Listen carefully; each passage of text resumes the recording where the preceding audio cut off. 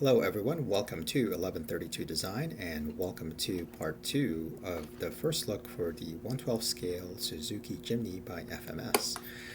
Diving right in, if you guys notice, I am using a guitar pick to open up the hood of this RC car, and the reason I'm doing that is it is fairly tight and I didn't want to break or use a screwdriver to mar or put a dent in the plastic right away. And I'm showing you the interior here. There is the 180 sized motor.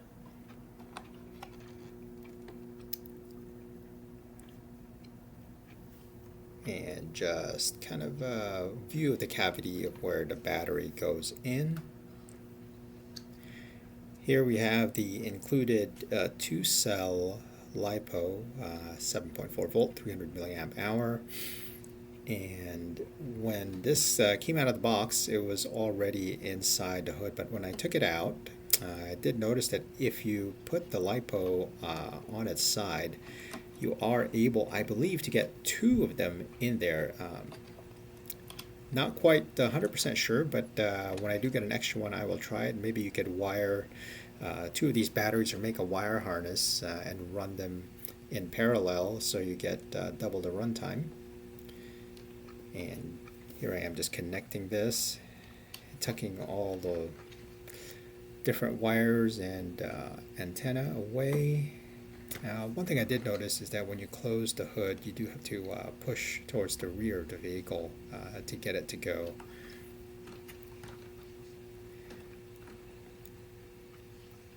And here we have, again, using the pick, you see the actual clothesline in there is fairly tight. Close-up of the interior.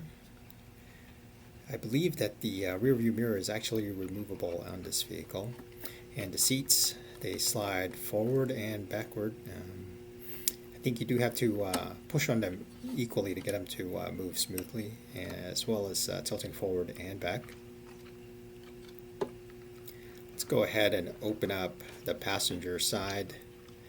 Same procedure. I believe that this side is actually a little bit tighter, so I'm going to start from the top where there's a little bit wider gap here in a minute. There we go. And there is a close-up of what is inside on the passenger side.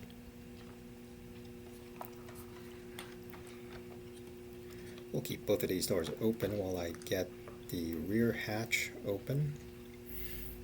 So one thing I did want to mention is that the hinges on the rear hatch are metal, and the rear hatch is quite a bit tougher to open than the driver's side and passenger side door. So what I'm going to use here in a second is kind of an automotive trim removal tool. Again, plastic. Hopefully, I think with use this will get a little bit looser. And there you have the interior. The rear seats do fold all the way flat. I'm not going to do that because they are a little bit of a pain, especially with my fingers, to get them back up. There's the little extra storage. There is wiring for the brake lights, the fog light, the rear fog light, and reverse light. Go ahead and put those seats back upright.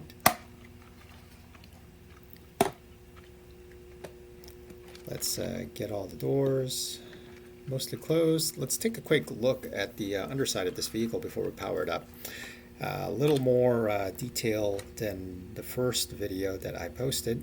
So over here, as I mentioned in the first video, is the servo. It looks like that is a microside. There's 2 servos actually. The second servo that I am pointing to here operates the 2-speed transmission. And again, there's the 180 sized motor, and a positive and negative wire for the battery.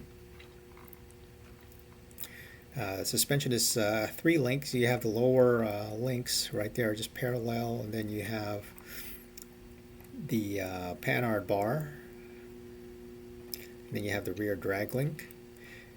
And from the gearbox transmission, you go down to the transfer case. And then from the transfer case, you got the two drive shafts going, one to the front, one towards the back. The rear is just a straight axle, of course. No steering necessary there. And again, you have the panhard bar, you have the lower control arm.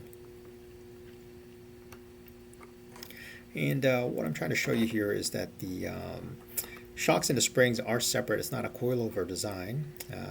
Pretty accurate to the real one-to-one scale vehicle. And I think I'm doing a very good job showing you where the spring is here. But if I get the right angle on the front and cycle the suspension here, you can see how the spring and shock system works.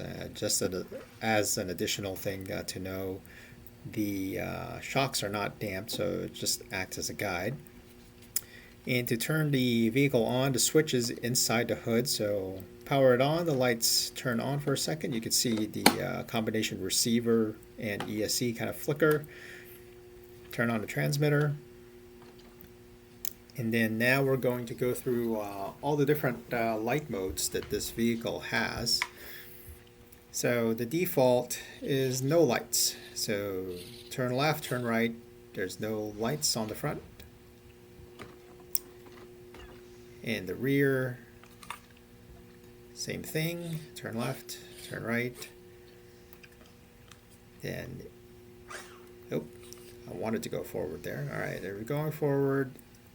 As soon as you put on the brakes, the brake lights go on, and then you hit reverse, the reverse lamp goes on.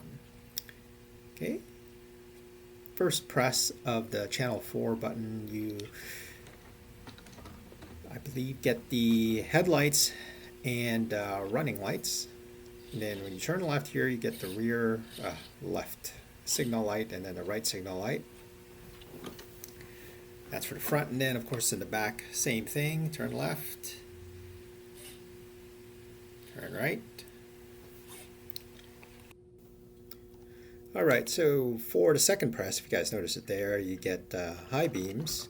And we can go through a little bit more quickly here. So left, right, you get this turn signal showing you what happens to the rear. High beam left, high beam right. Alright, so the third time that you press the channel 4, you get high beams, you get the fog lamps, and you get the hazards. And turning left or right doesn't really do anything to the hazards, as you guys can see. And finally, the last press on channel 4 just leaves the fog lamps on. And as you guys saw, there is turn signals. And on the rear, you only get the lower left fog lamp, left and right turn signals. In all cases here, regardless of which mode that you're in, with the channel 4 button, you always get the brakes. When you put on the brakes, you always get reverse when you hit reverse. So next up, I want to show you all how the steering wheel on the transmitter not only operates the front wheels in the vehicle itself, but also the steering wheel inside the vehicle. So just real quick here, turning left and turning right. There we go. Last but not least, before we do a quick indoor test here, is showing you guys the speed that the truck has. So this right here is about 5 to 10% of total trigger travel, and this is on the low range. And here we are, moving it up to the high range. Same thing, about 5 to 10% of total trigger travel. So I will leave you guys here with just a couple short clips of this truck in low range over a little path that I've rolled out. If you guys have any questions or comments, leave them below, like and subscribe, and I will have a running video in full coming soon. Thank you guys for coming again. See you on the next one.